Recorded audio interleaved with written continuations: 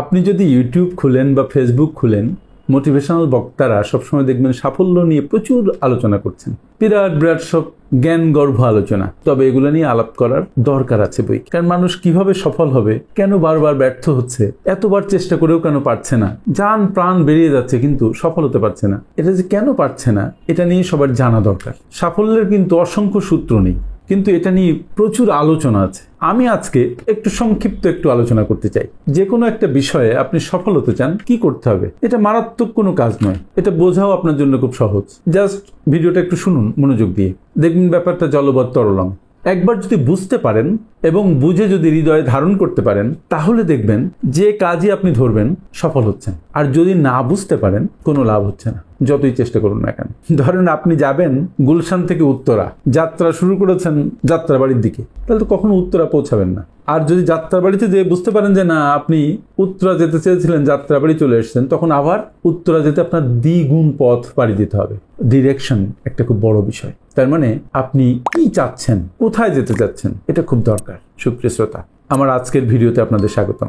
আপনারা যারা আমাকে একেবারে নতুন শুনছেন, তাদেরকে অনুরোধ করছি আমাদের চ্যানেলটিকে সাবস্ক্রাইব করুন, ফেসবুক পেজটাকে ফলো করুন, আর যদি ভালো লাগে ভিডিওটা, তাহলে সবার সাথে শেয়ার করে দিন।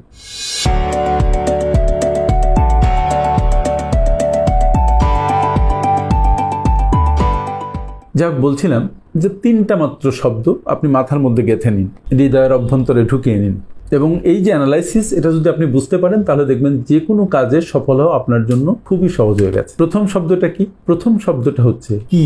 কি মানে কি? কি মানে হচ্ছে আপনি কি চান, কোথায় যেতে চান। আপনি চাকরি চান, কি চাকরি চান। ব্যবসা করতে চান, কি ব্যবসা করতে চান। আপনি খেলতে চান, কি খেলতে চান। কি কি কি, এই হচ্ছে মূল কথাটা, যে আপনি কি চান আসলে। দ্যাট ইজ, আপনি যেটা চান সেটার ব্যাপারে আপনি পরিষ্কার কিনা, ক্লারিটি অফ পারপাস আপনার আছে কিনা, যে আপনি পরিষ্কারভাবে জানেন কিনা যে আপনি কোথায় যেতে চান, কি চান, কি করতে চান, কি চাকরি করতে চান, কি কাজ করতে চান, কি ব্যবসা করতে চান, কি সেটা কি কি।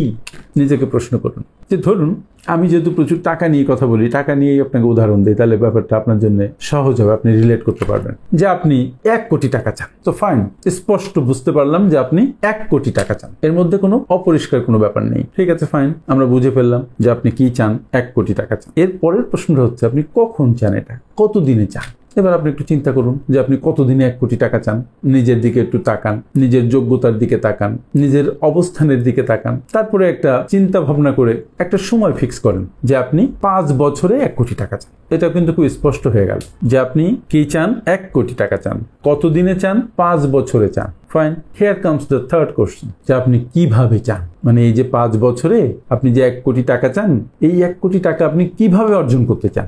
বিষয়টা কিন্তু ক্লিয়ার হয়ে গেল। আপনি কি চান আপনি এখন জানেন, আপনি কখন চান 5 বছরে সেটাও আপনি জানেন, আপনি কিভাবে চান সেটা এখনো জানেন না, সেটা নিয়ে আপনি কাজ করছেন। এইবার একটু অ্যানালাইসিস, সেটা হচ্ছে টাকা কোথায় এখন। আপনার পকেটে তো কিচ্ছু নেই। টাকা কোথায় থাকে? মূলত বিভিন্ন মানুষের পকেটে। সমাজে বিভিন্ন মানুষের বাসায় বাসায় বাসায় বাসায় কিছু টাকা আছে, ব্যবসা প্রতিষ্ঠানে কিছু টাকা আছে, কিছু টাকা বাংলাদেশ ব্যাংকে আছে, কিছু কিছু টাকা বিভিন্ন জনের বাসায় আছে, দোকানে আছে, এই তো ভল্টে আছে। আর তো টাকা থাকার কোনো জায়গা নেই। আর যদি কেউ মাটির তলায় রাখে, সেখানে কিছু আছে। তাহলে টাকার জায়গাটা আপনি বুঝলেন যে টাকা এইসব জায়গায় থাকে। এখন এই টাকা কি দরকার? আপনার পকেটে আনা দরকার। 1 কোটি টাকা 5 বছরে। সহজ পথ, আপনি ডাকাতি করতে পারেন, তাহলে আপনার পকেটে চলে আসলো। বাট আমি সেই সহজ পথের কথা বলছি না। আমি বলছি যে এই টাকাটা আপনার কাছে আনতে হবে। টাকার ধর্ম কি? টাকা কিন্তু সবসময় মুভমেন্টের মধ্যে থাকে। টাকা একটা ট্রানজাকশনের মধ্যে থাকে। যদি ট্রানজাকশনের মধ্যে থাকে, তাহলে আজকে আমার কাছে যে টাকা আছে, কালকে সেই টাকা আরেকজনের কাছে, বা সকালে আমার কাছে, বিকালে আরেকজনের কাছে, রাত্রে আরেকজনের কাছে, তারপরের দিন আরেকজনের কাছে। মানে টাকা কিন্তু বিভিন্ন জায়গায় শুধু ঘুরছে। তার মানে এক এক প্রয়োজনে টাকা একজনের হাত থেকে আরেকজনের হাতে যাচ্ছে। প্রতিদিন আমাদের সোসাইটিতে লক্ষ কোটি ট্রানজাকশন হচ্ছে, কারণ টাকা আমরা জানি বিনিময়ের মাধ্যম। তাহলে এই ট্রানজাকশন করে আপনার কাছে টাকা আসতে হবে। এবার আপনি ভাবেন যে আপনি যে ট্রানজাকশন করবেন, কেউ যে আপনাকে টাকা দিবে, আপনি কি দিবেন? ও হ্যাঁ, তার আগে একটা কাজ করুন। এই যে 3টা কথা, যে 1 কোটি টাকা চান, আপনি লেখেন যে আমি 1 কোটি টাকা চাই, নাম্বার 1। 2 নম্বরে আপনি লেখেন যে আমি 5 বছরে 1 কোটি টাকা চাই। 3 নম্বরে লেখেন আমি কিভাবে চাই, সেটা নিয়ে আমি এখন আলোচনা করছি। তো টাকা উপার্জনের জন্য আপনি কি করবেন এবার ঠিক করুন। সমাজে কিভাবে লোকজন টাকা উপার্জন করে? যারা ব্যবসা করে তারা কি করে, তারা তাদের প্রোডাক্ট বা সার্ভিস প্রথম তৈরি করে, করার পরে তারা সেল করে। তৈরি করতে তাদের একটা খরচ হয়, তৈরি করতে যদি খরচ হয় 80 টাকা, সেল করে তারা হয়তো 100 টাকা, 20 টাকা তার মার্জিন থাকে। সেখান থেকে আর অন্যান্য খরচ টরচ দিয়ে হয়তো 10 টাকা তার মার্জিন থাকে। তাহলে যদি 100 টাকা আপনি বেচেন তাহলে আপনার 10 টাকা প্রফিট থাকবে। একটা জিনিস বোঝা গেল, যদি আপনি 1 লাখ টাকা বেচেন তাহলে আপনার 10,000 টাকা প্রফিট থাকবে যদি 10% প্রফিট হয়। যদি 1 কোটি টাকা বেচেন তাহলে আপনার 10 লাখ টাকা প্রফিট থাকবে। তাহলে দেখেন, যদি আপনি প্রতি মাসে 1 কোটি টাকার প্রোডাক্ট বেচতে পারেন তাহলে আপনার 10 লাখ টাকা প্রফিট থাকবে। ইয়ারলি আপনার প্রফিট থাকবে 1 কোটি 20 লাখ টাকা। ছোট্ট একটা ক্যালকুলেশন পাওয়া গেল। এবার আপনি ভাবুন যে কি এমন আপনি বিক্রি করতে পারেন যেটা বিক্রি করলে আপনার 10% প্রফিট হবে। আপনার মাথায় একটা প্রশ্ন আসবে যে আমার কাছে তো টাকা নেই, আমি কোত্থেকে বিক্রি করব? সবসময় ব্যবসা করতে টাকা লাগে না। এখন এই ইন্টারনেটের যুগে আরো টাকা লাগে না। টাকা না নিয়েই অনেকেই কোটি কোটি টাকা আর্ন করছে আমাদের সমাজে। যেটা লাগে সেটা হচ্ছে ইনফরমেশন লাগে, দক্ষতা লাগে, কাজ করার সক্ষমতা লাগে। সবকিছু থাকার পরে কাজটা করতে হয়। আপনি এখন অন্যের প্রোডাক্ট আপনি বিক্রি করে 10% প্রফিট করতে পারেন, এবং যে অ্যামাউন্টের কথা আপনি বলেছেন 5 বছরে 1 কোটি টাকা কামাবেন, এই অ্যামাউন্ট খুব বড় কোনো অ্যামাউন্ট নয় যদি আপনি নিজেকে সেভাবে তৈরি করতে পারেন। তাহলে দেখেন, আপনি যখনই এই উদ্দেশ্যগুলো লিখে ফেললেন এবং কিভাবে আপনি ওই টাকাটা উপার্জন করবেন সেই প্রসেসটা আপনি বুঝে ফেলে এবার কাজে নেমে পড়লেন, তখন কিন্তু আপনার যাত্রা শুরু হয়ে গেল। মূলত যাত্রা শুরু হয়েছে আরো আগে, যখন আপনি এই প্ল্যানগুলো করছেন।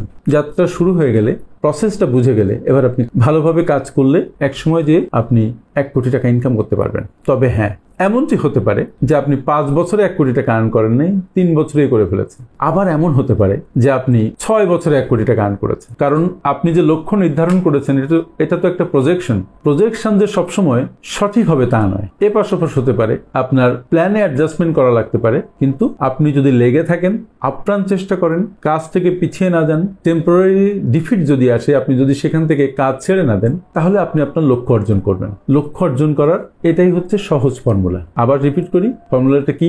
আপনি কি চান ঠিক করে নিন, লিখে ফেলুন। কখন চান ঠিক করে নিন, লিখে ফেলুন। কিভাবে চান সেই প্রসেসটা 1 বাই 1 আপনি লিখে ফেলুন। আপনার এই লেখা যত ডিটেইল হবে, আপনার গবেষণা যত ডিটেইল হবে, আপনার মন যত প্রস্তুত হবে, তত আপনার লক্ষ্য পূরণ করা আপনার জন্য সহজ হবে। কিন্তু আইডিয়া নিয়ে, চিন্তা নিয়ে শুধু বসে থাকলে হবে না, আপনাকে সত্যিকার অর্থে কাজ শুরু করে দিতে হবে। সুতরাং এখন আপনার কাজ কি? প্ল্যান করুন, এই 3টা প্রসেস ফলো করুন, কাজে নেমে পড়ুন। আপনার কি আছে কি নেই সেটা নিয়ে চিন্তা করার এক বিন্দু দরকার নেই। আপনার শুধু যেটা আছে সেদিকে ফোকাস করেন, যেটা নেই সেদিকে ফোকাস ছেড়ে দিন। যখন আপনি যা আছে তার দিকে ফোকাস করেন, তখন অ্যাবান্ডেন্স আপনার পক্ষ নেয়। আপনি তখন চারিদিকে শুধু আছে আছে দেখতে পান।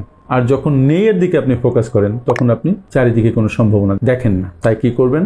শুরু করবেন এখনই, আপনি সফল হবেন। আমার সাথে এতক্ষণ থাকার জন্য অনেক অনেক ধন্যবাদ।